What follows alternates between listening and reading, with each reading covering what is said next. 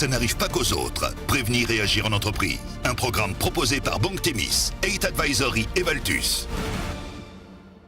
Bonjour à tous et bienvenue dans notre rendez-vous Ça n'arrive pas qu'aux autres. Un événement imprévu, comme un sinistre ou une crise dans votre secteur, et c'est le trou de trésorerie. Comment l'éviter et surtout que faire ? Eh bien, on va essayer de trouver la solution et la réponse à cette question avec nos invités. Alors, il y a Cédric Collard à ma droite, l'un des dirigeants de la société Eight Advisory, spécialisé dans le conseil et l'analyse pour améliorer les performances de l'entreprise. À ma gauche, Benoît Desterac, directeur général de la banque Thémis, qui est spécialisé dans le financement des procédures collectives. Et enfin, à Thierry Grimaud, associé chez Valtus, fournisseur, on peut dire, de solutions humaines. Alors, moi, je vous dis, qui se lance le premier pour combler le trou de trésorerie ?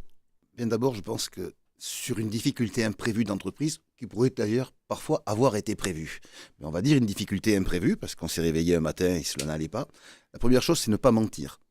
Ne pas se mentir quand on est dirigeant et ne pas mentir aux autres. Il faut faire face. Parce que si on n'admet pas déjà qu'on a une difficulté, on ne va pas pouvoir la résoudre. Première chose, ne pas se mentir. La deuxième chose, c'est qu'il faut poser un diagnostic. Et en fonction, on réagira. Est-ce que c'est un incident isolé ? Est-ce que c'est une incidence à court terme, à long terme ? Est-ce que c'est une difficulté établie ? Bien évidemment, on n'aura pas la même réaction en fonction de ce diagnostic. Se faire aider. Je pense que le facteur aggravant numéro 1 dans ce genre de situation, c'est l'automédication. Je vais aller regarder sur Internet qu'est-ce qu'il faut faire quand mon usine a brûlé. Mais non, ce n'est pas ça la bonne solution. Il y a des gens qui sont spécialisés dans ce sujet. Ça peut être des assureurs, ça peut être des banquiers, ça peut être des managers, ça peut être des conseillers en crise. Se faire aider parce qu'on est dans une situation exceptionnelle. À situation exceptionnelle, réaction exceptionnelle. Ensuite, une entreprise, c'est pas seule. Elle ne vit pas seule. Elle est dans un environnement. Il faut solliciter son environnement. Son environnement, c'est d'abord ses salariés. À eux, il ne faut pas leur mentir. Et puis, il faut leur demander aussi, voir comment ils réagiraient, comment ils aideront l'entreprise. Parce que ça va être eux les premiers concernés. Mais c'est aussi les fournisseurs qui ont tout intérêt à ce que vous continuez à être leurs clients. C'est aussi vos clients qui ont tout intérêt à ce que vous soyez leurs fournisseurs. C'est votre banquier qui a 20 ans de relations fidèles et qui aimerait bien quand même que cela passe. Ou un autre banquier. Mais on en parle à son environnement. Et l'objectif, c'est, parce que vous l'avez dit au début, c'est un problème de trésorerie très rapidement qui va arriver. C'est objectif d'obtenir du délai pour régler, obtenir des moyens financiers. Alors, comment on fait ? On se retourne vers les banques. Et pour ce faire, on va faire un dossier, on va aller vers une banque. Donc si on vient vers une banque, la première chose, c'est de le dire. Et deux, il faut s'assurer que la relation qu'on a avec son banquier soit une relation forte. Si elle n'est pas forte, peut-être qu'il faut aller retourner voir Thierry pour avoir un manager de transition dans la finance qui permette de rétablir ce lien de confiance. Peut-être qu'il faut aller voir Cédric parce que la banque va demander un plan de trésorerie, donc de faire un diagnostic rapide. Si on n'a pas ce diagnostic-là, la banque ne pourra pas aider. Donc les outils, justement, c'est vous, messieurs ? Donc ça passe par quoi ? Les outils, c'est avoir une vision sur la prévision de trésorerie.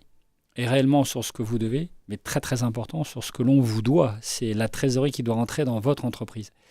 Et donc ce que disait Thierry en termes de maîtrise de la situation et ce que disait Benoît en termes de transparence, la transparence, c'est pas vis-à-vis de tout le monde. Hein.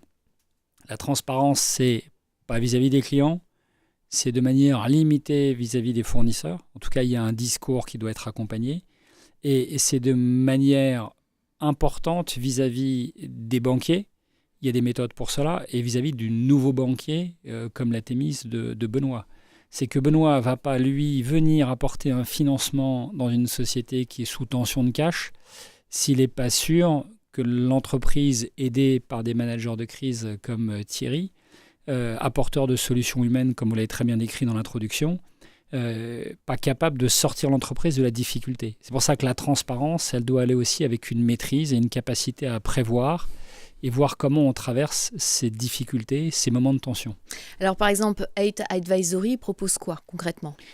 Nous, comme nous sommes habitués de ces situations-là, qui avons géré l'entreprise de nos parents en difficulté, ce que nous apportons, c'est une connaissance intime des tensions de trésorerie et des raisons pour lesquelles c'est tendu. C'est-à-dire que dans une présente difficulté, qui commence à s'enfoncer en crise de trésorerie, tous les tiers cherchent à récupérer une partie de leurs avoirs très très vite pour essayer de sortir du risque. La méthode, c'est d'avoir le bon diagnostic sur qui veut récupérer quoi, comment et pour combien.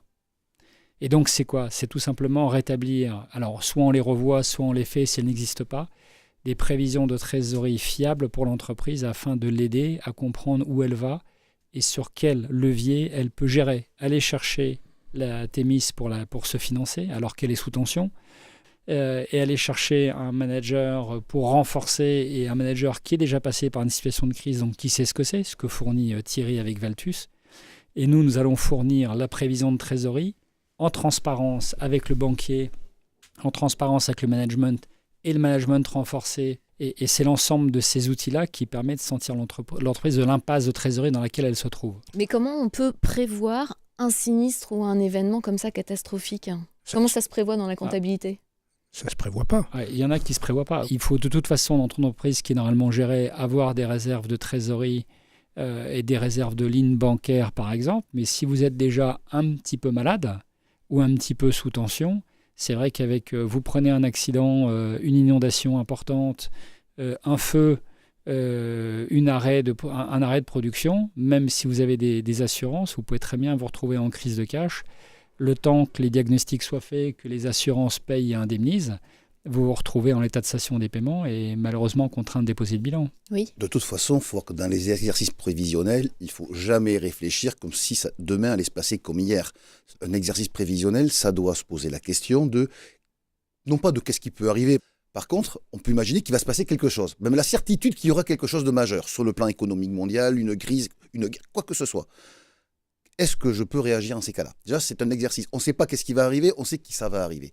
Donc, déjà, je pense que l'exercice de prévision devrait être un acte managérial fort que l'on doit mener dans l'entreprise pour savoir réagir. Ensuite, il faut voir qu'il y a des gens qui ont survécu.